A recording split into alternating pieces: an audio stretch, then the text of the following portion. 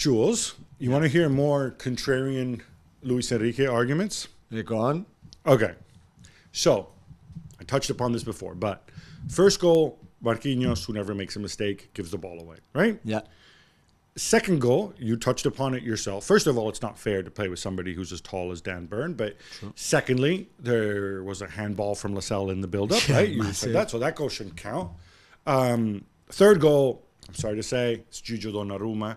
I'm not even sure the shot is on target, by the way. I think he goes just wide or hit the post. Okay, well, Donnarumma is not a wide, he's not. No, but it's almost a known goal from him. Okay, fine. Pick on him. I think clearly that's God egged on by the devil that is Milan fans to punish Donnarumma forever. Fair. And the fourth goal, hands up, hit and hope, garbage time or thereabouts. He does that again. He sleeps. Hey, the guy's on the floor. He shoots on the floor. He goes top corner. I mean, come on. Okay. So technically, in a fair world, Newcastle score 0 goals. And Newcastle fans, I am being Lucho now. The XG tells us it's even, but even then it shouldn't even be even because 0.93, 0.94 of all these gifts. So, is this a fair Lucho argument? Both Eddie Howe and Luis Enrique said after the game yesterday, the score doesn't reflect. There's not 3 goals in between them. The fact is, Dembele had 2 really good chances that he missed, and that Newcastle took everything that went their way because actually they didn't have that many chances. But they took everything that was in kind of around the 6-yard box in Paris. They took it well. Longstaff, it's a great run. How can he be with so much space in the half space like that is beyond belief. The set piece, the first goal, the mistake. So they did their stuff really well. When the other team has 50% more midfielders than you do, it'll happen that long staffs are going to be open. So now you're criticizing the 4-2-4 for the reason that I was going to. So now you took your Lucho hat off and criticize him because that's where the 4-2-4 doesn't make any sense. He said after the game, we wanted people in the box. Okay, PSG had 12 crosses in this game. Only 3 were actually accurate. Okay. So you can have Gonzalo Ramos, you can have Diego Maradona, you can have Pelé, you can have Cristiano, you can have Messi, you can have whoever you want in the box. You and I, if there's just no ball coming into the box, there's no point having 2 centre forwards. None of those people you mentioned, by the way, are particularly good in the air, with the exception of Cristiano and Pelé. And I think, but still, even if the body's on the floor as a cross, especially when there's so many bodies, because body density matters in the box. And Newcastle, I thought, were very efficient in creating that density. And they played with 10 men behind the ball. But just to finish on the 4-2-4, he said he was the only one responsible for the defeat. They all say that, it's not. But you knew that Newcastle were going to press you high, certainly at the beginning, when it was still 0-0, or for them to try to maybe recover the ball high and get a goal like that. Because Newcastle were never going to score a goal where they build from Pope and go through all this PSG team. It was not possible. I don't think they are good enough for that, to do that. And certainly they chose a different game plan. Good on them. When you take away a third midfielder, like Luis Enrique did, instead of playing the 4-3-3, you play the 4-2-4. So you take Vitinha out, for example, for the sake of it. But it could have been anybody. You obviously took away another option for anytime Marquinhos, Skriniar, Hakimi, Donnarumma, or Lucas Hernandez is on the ball. Because in front of you, you only have your front 4, who are usually quite higher up on the pitch, so far from you. And unless they drop, which is what Gonzalo Ramos is supposed to do, Dembele did a little bit. Apart from that, it's only Zaire Emery, who's 17, and Ugarte, who's not, let's be honest, he's a lovely player, but he's not the most technically gifted. That's the only targets that you have to build from the back, and it's not enough. So you invited even more pressure, and after 10 minutes, once Newcastle worked out exactly the PSG kind of build-up way, then they were very efficient in their press. I think you nailed it with your assessment there about the press and the difficulties that led to the first goal and the mistake from Marquinhos. But this is on the players. No, I know. Marquinhos first of all, should hoof the ball on the whatever that is by Saint-Germain's park.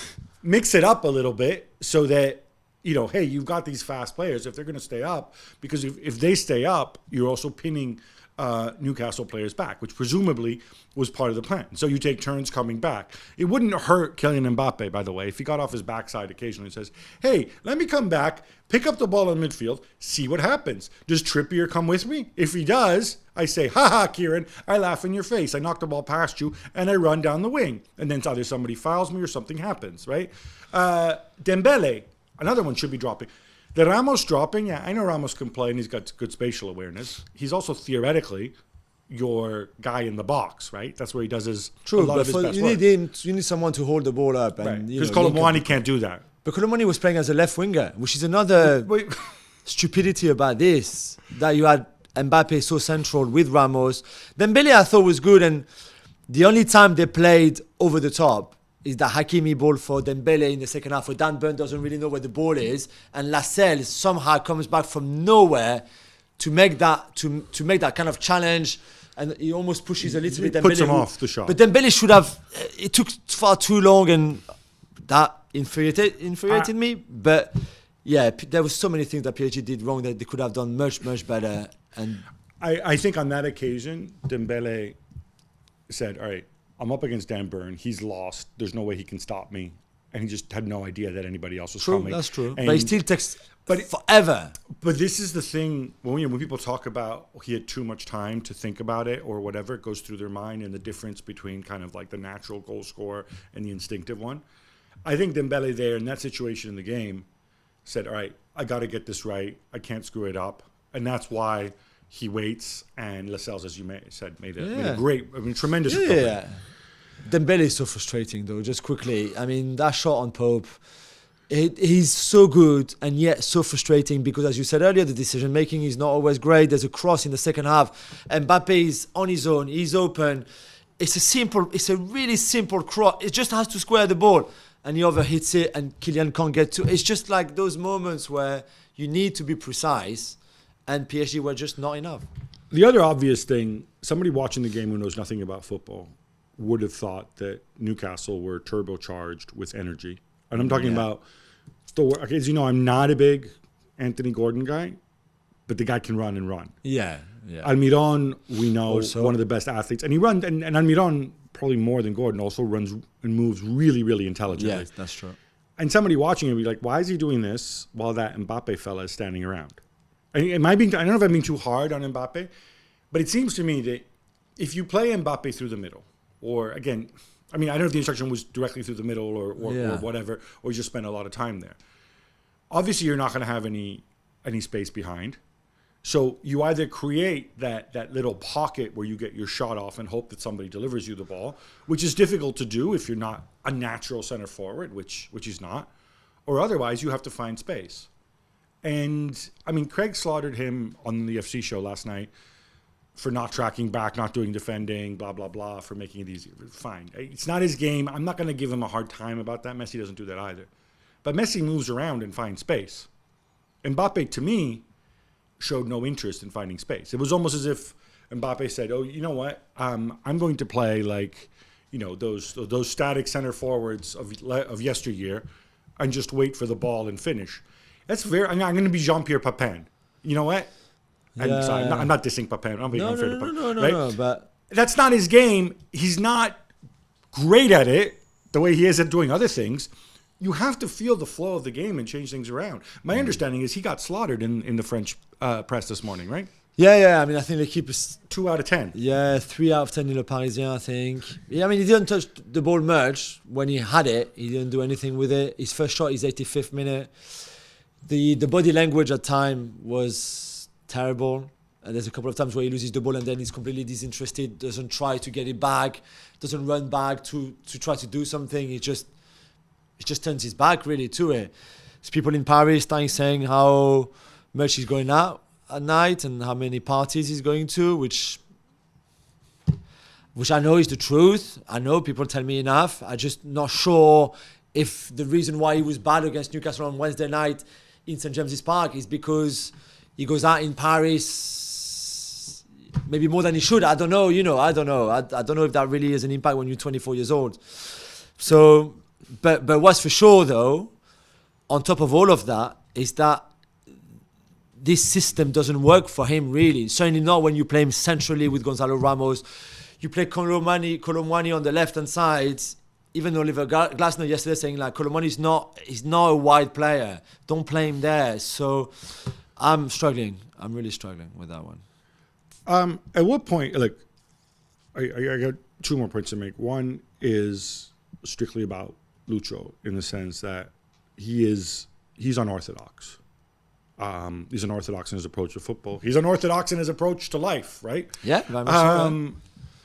When you have a guy, and he's also somebody who always gives me the impression that I don't need to be here.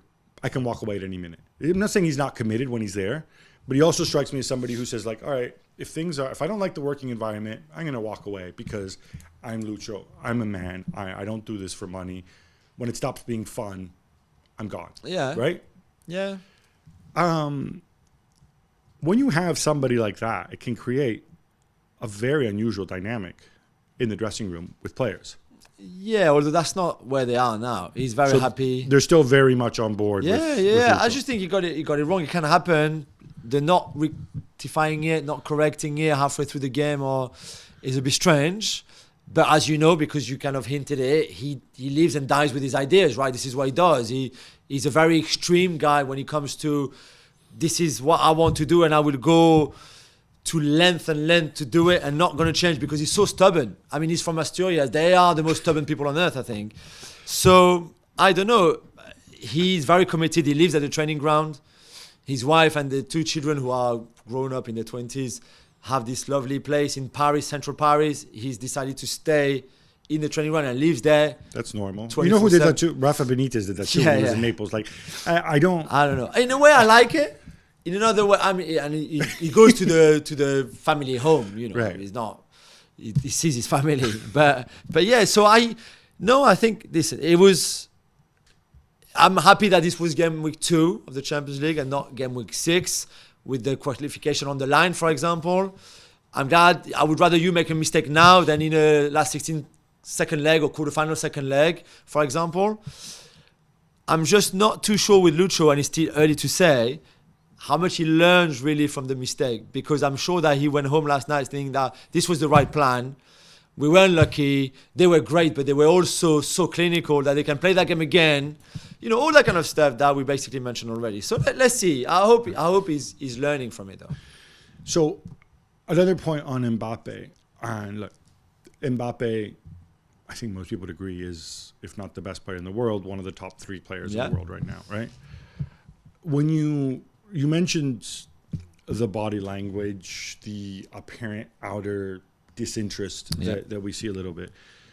And look, it's apparent, right? It's not real. It's not the first time, but we've seen it before. But I think my impression is people can deal with it with players who are older or players who, you know, I'm thinking of when you play with Lionel Messi. Yeah, you know Cristiano. it's not real. Or Cristiano, or even Neymar in his palm, right? But if I'm a Paris Saint-Germain player and I'm Mbappe's age or older than Mbappe, like Marquinhos, I would really struggle with this. I would struggle with it because I was like, you know what? When you get to be Messi's age and you want to wander around, that's fine. At this age, we need you to be our leader. Especially now at 24, Neymar's gone, Messi's gone. Who's going to step up? I know. That's fair. And I think it's a tougher message to send. Yeah.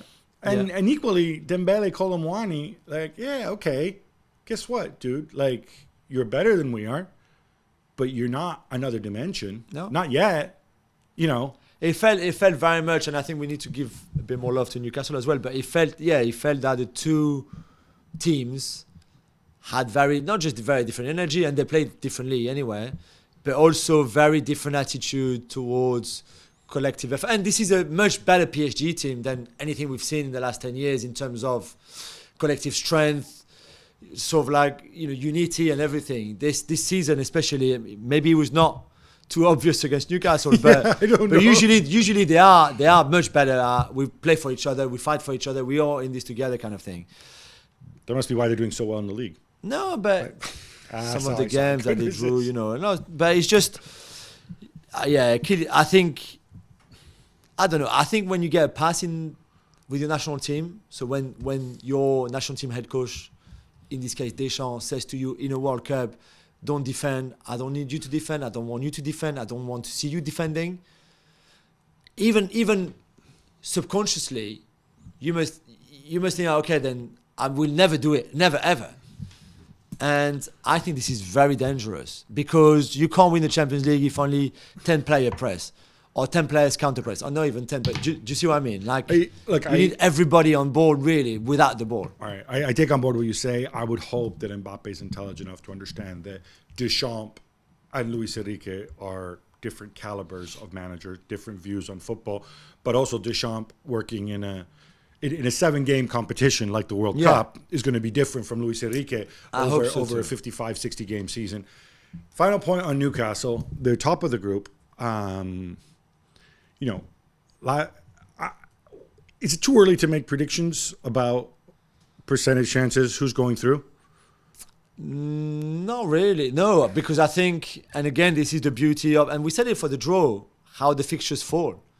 Because really, of the 3 back-to-back encounters that Newcastle could have had now for match day 3 and 4, they have the easiest one.